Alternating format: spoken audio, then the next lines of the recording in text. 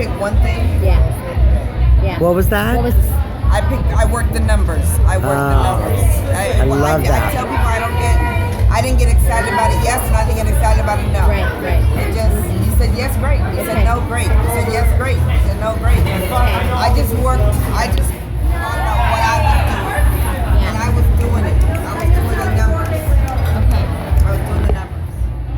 Right. Good. You know, that was big. I had to pick one thing. Okay. You had to pick the second thing. What would it be?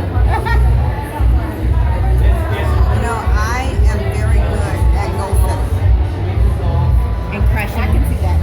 Yeah, I'm really good. You know, the thing that, like I said on stage, I can talk about goal setting for like 2 or 3, 4 weeks. Right. And I think in this business, it's easy to talk about what people do incorrectly when it comes to goal setting, because people set goals that impress other people and don't necessarily set goals that fit for what's next or what they need or what's important. Right.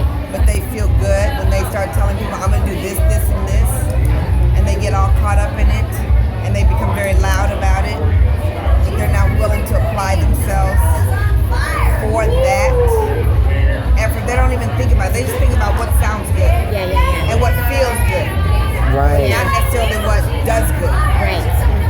So I missed some big goals. I've missed some very big goals. Yeah. So I know the difference between, I talk in my book about the difference between the want to lane and the got to lane.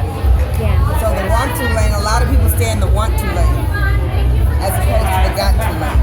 I feel like maybe sometimes I'm doing that. Yeah. Okay. Yeah, you can be in the want to lane. I want to do this, I want to do that. You know, you tell your girlfriend, I want to do this because it's going to blah, blah, blah. But you know when you're in the got to lane. Right. And when you're in the got to, when you're in the got to lane, failure's not an option. Exactly. But that means you have to pick a goal where failure is not an option. If you pick a goal that's so big out here because it impresses everybody, that's all it does is impress everybody. It doesn't move the agenda. Right. It doesn't move the agenda. And that's why I've broken so many records. I've broken a lot of records. What's the name of your book again? Quantum leaps. Quantum leaps. Quantum leaps. Can I ask you a question? Yeah. I've seen your team and how they love you. I've seen you on stage Yes. at other events. Yeah. And how they are, you know. Yeah. You really seen it. Yeah. I've seen it. That's it. Yeah. So how did you develop that? Because I know you have a huge team. Yeah. You can't talk to every person. No. But you influence them and you inspire them and they love you. How did you get there with your team? If you don't mind me asking. No. You know, I think first, I think people need to understand, because I work with women only. So women will do more for the team than they would do for themselves first. True story. So when you're talking to somebody, it's really important that you know what the team wants. You know, I believe I have a powerful team because they know where I'm going. And I have a confident team because I take them there. Yeah, because they feed them. They know they're going there. Yeah. Because failure's not an option. Right. So, because they're confident, it's easier to brand something like this because they want to participate in it. So it's not like I'm telling them I'm not instructing them that's what they're doing. They want to brand it. They want to be That's what's so magic. magical about you and what you've done with them. Yeah. It is magic. Yeah, it is I've magic. seen it. And they want that. But I was that way with my leader. We were in the #1 area. And I remember one time we were doing something and everybody had all these fabulous t-shirts. And her t-shirt was red and this just white letters. I mean, it was plain. We were like, everybody else had feathers and bling and all this stuff. And we were like, where's our stuff, man? We're #1. She said, watch. When you're #1, you ain't gotta say nothing. We walked in there, everybody was red. Everybody was red. They were like, who is the red? I was like, we're Hutton.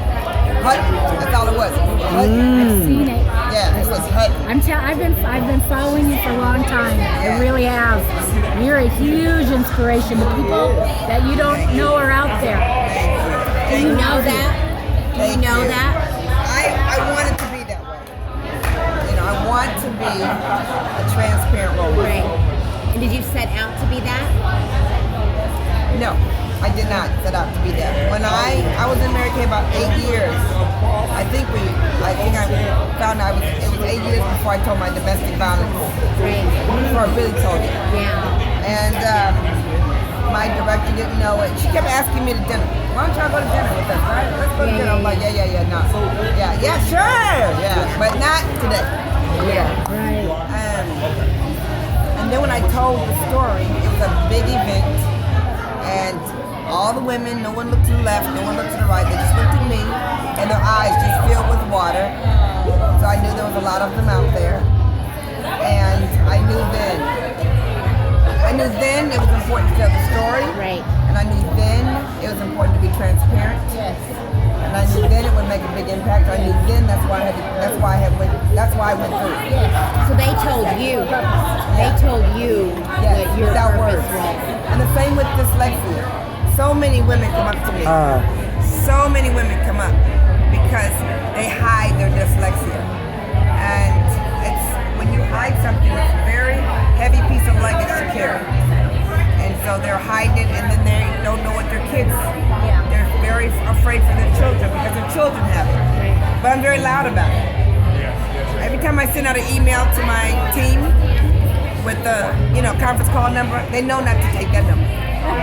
I send the email, and then my secretary will send you the real email. I'll send you the energy. You embrace it. She'll send you the facts. Yeah. Gloria, I'd like to ask you a question. You know, we got to know each other a little bit today, and one of the things that I admire the most about you, which is a trait that I myself aspire to hold on to throughout my journey. I watch you as women from different companies, from all walks of network marketing, come up to you to grab a piece of that knowledge. And I saw this sparkle in your eye. And I knew, I could just feel that your heart was excited to gift them with that nugget, that golden nugget that they wanted to take away from you. You didn't care if they were in your company. You didn't care. You just were happy to support the woman in network marketing, and I saw that in you. What is it that has helped you to hold on to that throughout your entire career? You are one of the most successful women in this industry. You are absolutely, unequivocally the most successful woman in your company. You could not have time for any of us, but you have time for all of us. How did you hold on to that? Thank you, JoJo. The truth of it is, the truth is my passion, my true passion runs very deep for women of any walk, because I believe that when you help a woman, you've helped the children's children. And I do also think that not enough women talk to other women about money. And that it is important that we have everything. But if you don't have money, you don't have choices. And I know what it's like to be trapped without choices. And so women need to